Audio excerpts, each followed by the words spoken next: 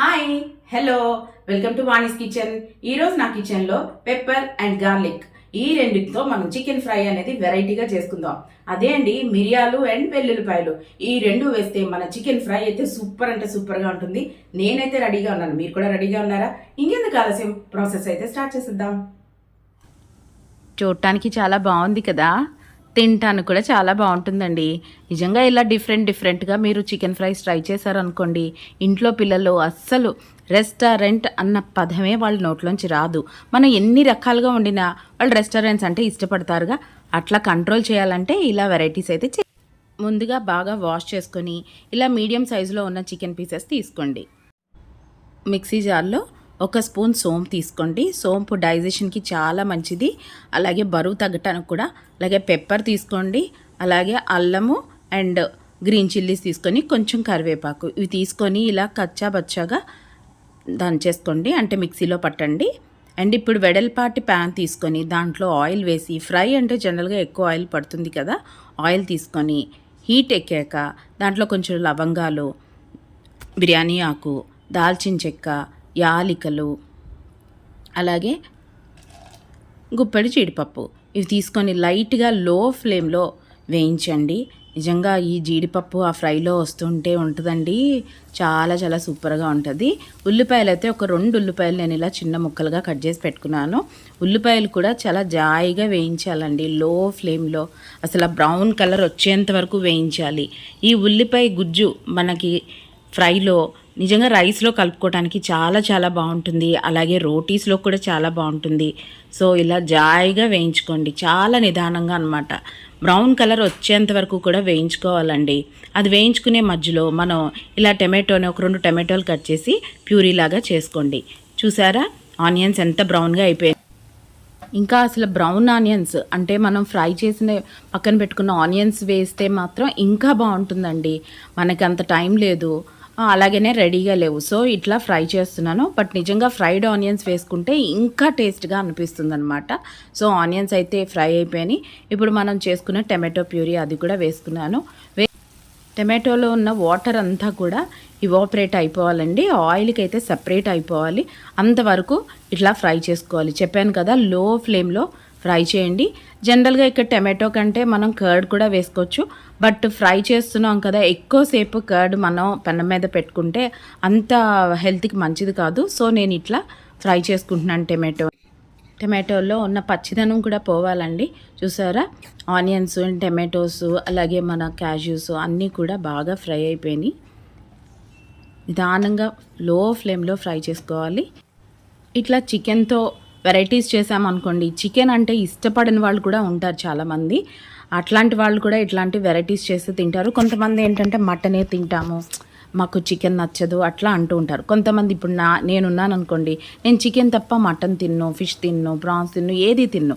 ఇలా ఎవరైనా ఏదైనా తినరు అనుకునే వాళ్ళకి ఇట్లా వెరైటీస్గా మనం చేసి పెట్టామనుకోండి, చక్కగా తినేస్తారండి. ఎందుకంటే మా అబ్బాయి చిన్నప్పుడు తినేవాడు కాదు, వాడికి రసంలో వేసి అలవాటు చేసి పెట్టేశాను. ఇప్పుడు అసలు చికెన్ అనేది వదిలిపెట్టాడు అనమాట. సో వాడికి అట్లా అలవాటు చేసి పెట్టాను అనమాట రకరకాలుగా. సో ఇప్పుడైతే మనం వాష్ చేసి పెట్టుకున్న చికెన్ అయితే వేసేసాము. గమనించారా, ఇంతవరకు సాల్ట్ వేయలేదు. ఎందుకంటే చికెన్లో ఉన్న వాటర్ ముందు బయటకు వచ్చేసేయాలన్నమాట. వచ్చినప్పుడు మనం సాల్ట్ వేసుకున్నాం అనుకోండి, అప్పుడు సాల్ట్ అనేది ముక్కలకి బాగా పడుతుంది. చికెన్ ఇట్లా ఫ్రై చేసినప్పుడు ఎప్పుడైనా వెడల్పాటి మూత అంటే చూసారా, ఇలా ఓపెన్గా ఉన్న ప్యాన్ తీసుకుంటేనే బెస్ట్ అండి. ఎందుకంటే చికెన్లో ఉన్న వాటర్ అంతా కూడా బాగా ఇవాపరేట్ అవుతుంది. కొంచెం వాటర్ వచ్చేసింది అనుకునేప్పుడు నేను 2 స్పూన్లు సాల్ట్ అయితే వేసుకున్నాను. సాల్ట్ వేసుకున్నాక చికెన్లో ఉన్న వాటర్ అంతా కూడా ఏదైతే ఇంకా ఉందో అదంతా బయటకు వచ్చేస్తుంది. సో అన్ని ముక్కలకి పట్టేటట్టు ఇట్లా చక్కగా ఫ్రై చేసుకోండి. చాలా లో ఫ్లేమ్లోనే ఉండాలండి, గుర్తుపెట్టుకోండి. ఎందుకంటే మనం చేస్తున్న చికెన్ ఫ్రైలో మనం కుక్ చేయట్లేదు కదా వాటర్ వేసి, ఆ ఫ్రై అవ్వాలి, లోపల పీసెస్ అంతా కూడా ఉడకాలి అంటే లో ఫ్లేమ్లో ఇట్లా కదుపుతూ మనం చేస్తూ ఉండాలన్నమాట. సో సాల్ట్ అయితే అంతా కూడా మిక్స్ అయిపోయింది చక్కగా. ఇప్పుడు 1 స్పూను పసుపు వేసుకున్నానండి. పసుపుతో కూడా వేసాక ఒక్కసారి అన్ని ముక్కలకి పట్టేలాగా ఇట్లా కలిపేసుకోండి. ఆల్రెడీ ఆ స్మెల్ అయితే వస్తుందండి, చికెన్ స్మెల్ వస్తుంది, బట్ అంత స్పైసీ స్మెల్ అయితే రావట్లేదు.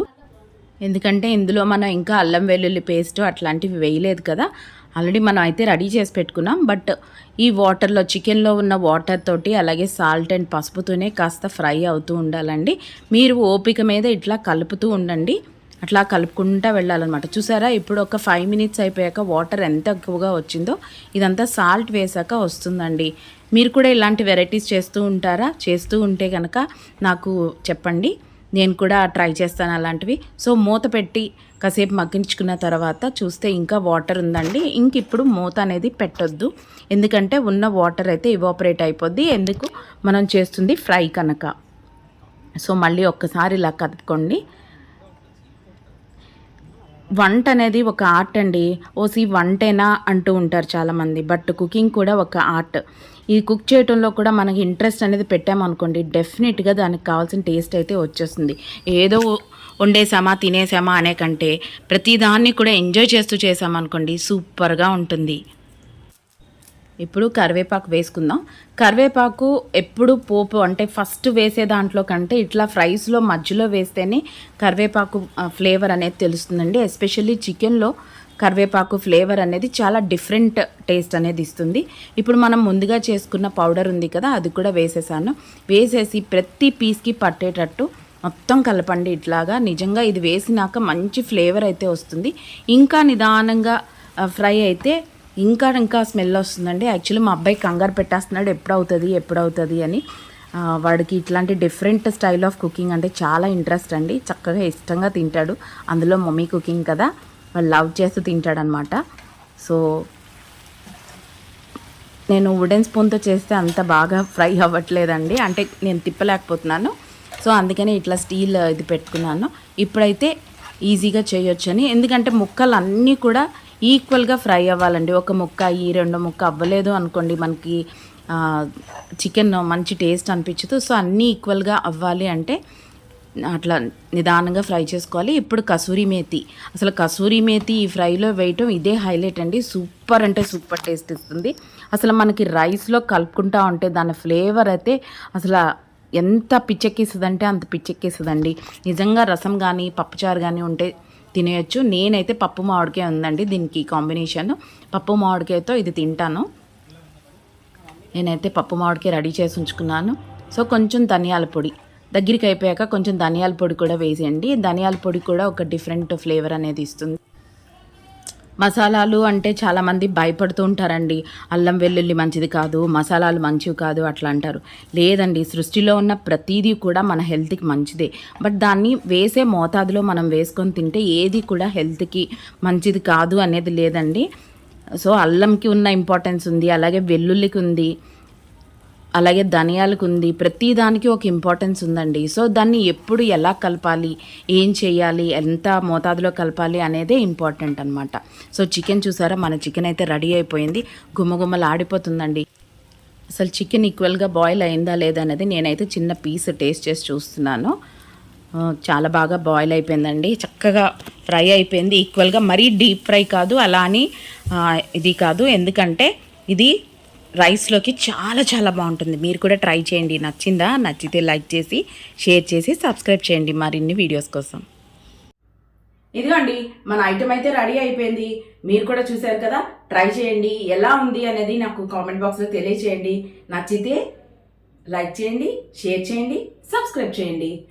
నెక్స్ట్ వీడియోస్ వరకు బాయ్.